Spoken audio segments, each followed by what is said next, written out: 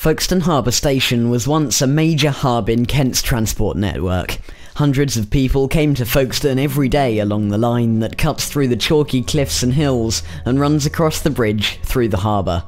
For thousands of British and foreign soldiers in the Great War, it would be the last thing they ever saw of Britain. Now though, the station has undoubtedly fallen into disrepair. It now looks like an eerie film set with moss in the tracks and flaking paint on the buildings. This Sunday, Folkestone artist Ruth Parkinson will be creating a work based on her own passion for the area. I love Folkestone Harbour Station very much. I first discovered Folkestone Harbour Station in '02. I had been living in Folkestone not very long then, and I stumbled across the station, and it was such a romantic little place. In those days I was able to walk right through to the end of the station, and the platform is absolutely beautiful. It reminds me of a snake stretching its way out to sea. There's a charming lighthouse at the end of the pier as well, and I love working with 8mm film, and I have beautiful shots, 8mm stills of the lighthouse, the station. I have filmed the Orient Express entering and leaving Folkestone Harbour Station. Lots of black and white photography.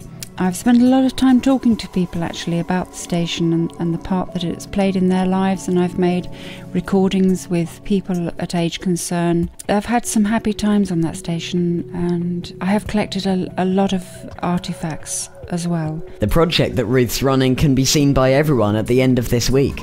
On Remembrance Sunday, that's on the 11th of November, from 11 AM onwards, there will be a piece of work, an installation. It's called Chalk on Wood. The materials I'm using is chalk from the beach at Folkestone. I've picked this up myself from the water. I will be crushing that up and using that as my paint.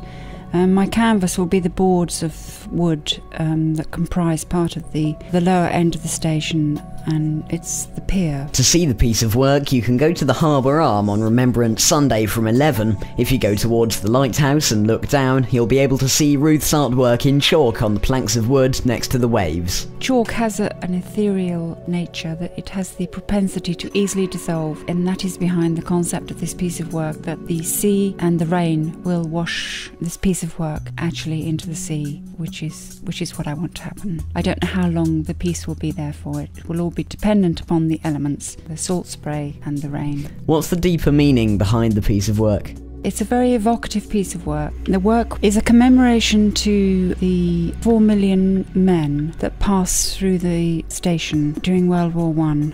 It is to do with a soldier who passed through the port, and it talks about his journey down to Folkestone and how he found Folkestone. As I say, it is a very tender piece, and I hope that it will evoke memories, and also people will remember what that little station was and the important part it played in the First World War and I believe the Second World War. It shouldn't be forgotten.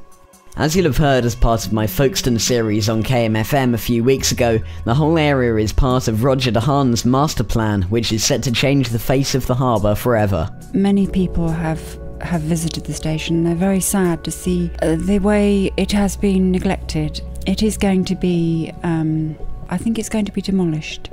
There are big plans for that area. It would be lovely to see something happen to the station, for the old to be built in with the new. The two can live quite happily together, I believe.